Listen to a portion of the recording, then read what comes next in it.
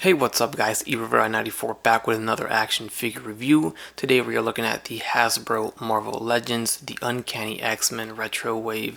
This is Beast, coming in as a standalone release. We did already get this Uncanny X-Men Retro Wave released already. That was the one with Storm and Iceman in there.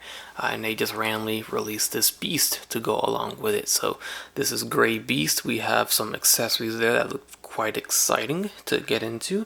The back of the package just shows Beast. As you see, there is no other figures in the wave, since it's not part of a wave. It's just a standalone exclusive, I guess.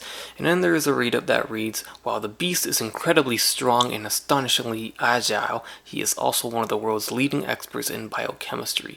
When he is not fighting evil alongside the X-Men, he devotes his time to expanding the frontiers of human knowledge. Alrighty, so here is our Gray Beast out of the box. He is indeed sporting the same body mold as our Blue Beast that came out. They're obviously not going to let that one go to waste, so they're going to reuse it. That is to be expected, not a bad thing. But here we have a new head sculpt with this. So if I understand this correctly, Hank actually used an extract of mutant to disguise himself while investigating some kind of evil scientist. So he disguised himself as a gray beast, I guess, just a gray color. Looks the same, but just changed the color of his fur. So we of course do get the screaming face that we did get with our original Blue Beast, just in gray. We do get the same open hand palm that you can lay on the ground when you pose him. And we get a fist as well for the right hand. We get a book, so something that was missing in the first release. We definitely we're needing a book because he is always reading. We get some texture and some sculpt going on there. It's a different language, it looks like. Not sure what that says, but they painted it and detailed it, and that's nice. And not only on the outside but on the inside as well. Can't make out what it is, but it doesn't matter. We got detail inside. It's not just blank or white, so I appreciate that a lot, Hasbro. Thank you for that. Looks real good. And then lastly, something we're not used to getting in Marvel Legends is an actual loose separate piece for her glasses. They didn't even do this for Peter Parker, so kind of crazy that they did it for Beast here. So we have Beast here. He is up close. There's the new head sculpt. There's the back. The detail looks pretty good. Got some shading, just like the Blue Beast.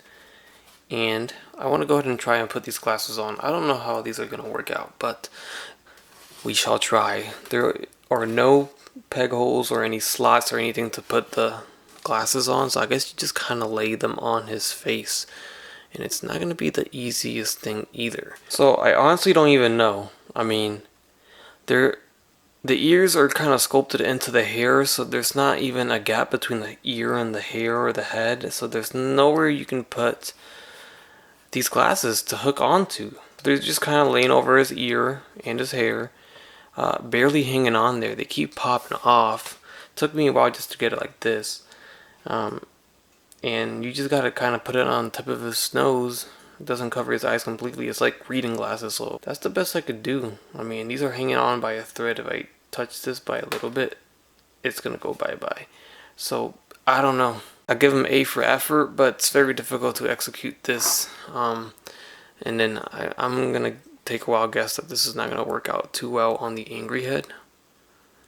I guess you just got to play around with it and have it hanging on there somehow. You at least can get him to hold the glasses though, so that's a nice touch.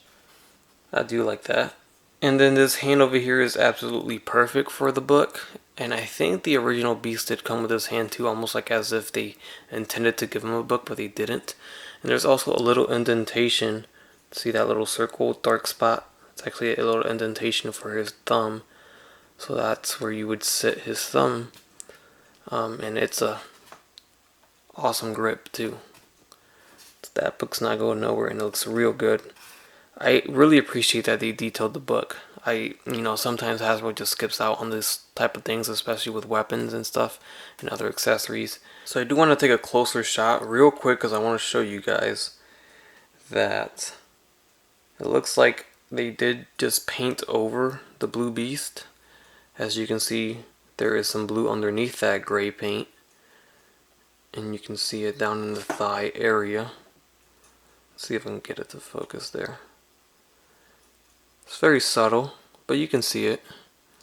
And then over here,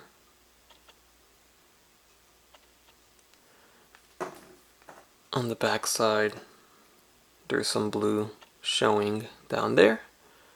So it definitely seems like at least this piece here, from the thigh swivel to the bottom of the ab crunch, is just a blue piece of plastic that got painted.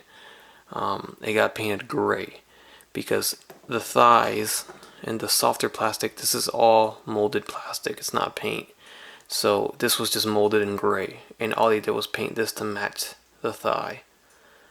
But as you see with the Sculpt, being as complex and textured as it is, the paint doesn't get in all the cracks and crevices, I guess, of the fur. And then here we have Gray Beast with the alternate head, which is the same head as the Blue Beast, but still looks good on Gray Beast. So the articulation is everything that we know about the Blue Beast. So the head moves up, it moves down, left and right, does go at an angle there.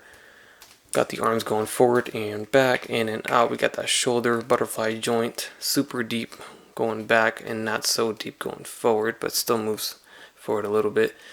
Bicep swivel, double jointed elbow, swivel at the wrist with a hinge. We have an ab crunch with a diaphragm joint combination there, which is always nice to have.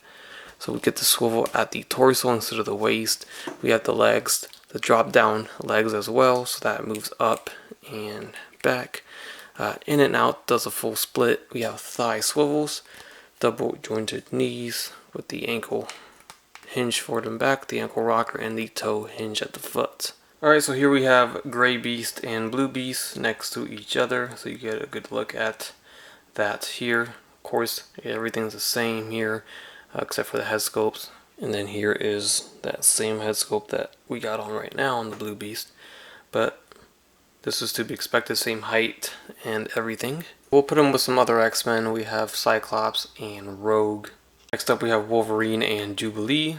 Here we have them next to Electro and Green Goblin from the Spider-Man Retro Wave. Also from the Spider-Man Retro Wave we have the suited Spider-Man and the unsuited Spider-Man Peter Parker. And then lastly from the Spider-Man Retro Wave we have Daredevil and Gwen Stacy. So some randoms, we have Thor from the 80th anniversary line, and we have Doc Ock. Alright guys, and that's gonna pretty much do it for this Marvel Legends Uncanny X-Men Vintage Wave Gray Beast. This is a standalone kind of exclusive type release, but it goes along with the Uncanny X-Men Vintage Wave. It's definitely not the figure for the casual collector, but for the big comic book Marvel fan, Marvel Legends collector, definitely going to want to pick up this Gray Beast. Why not? Although the glasses don't stay on so nice, you can still pull off some decent poses with him, grabbing his glasses, reading the book. Definitely can pull it off, and it looks real good with it on. Alright guys, share your thoughts down below in the comments, like the video, and subscribe if you have not done so already. Check out my Spider-Man Vintage Retro Wave reviews. I reviewed everyone in that line. And subscribe if you haven't done so already. As always guys, have a great day. Bye. That's crispy.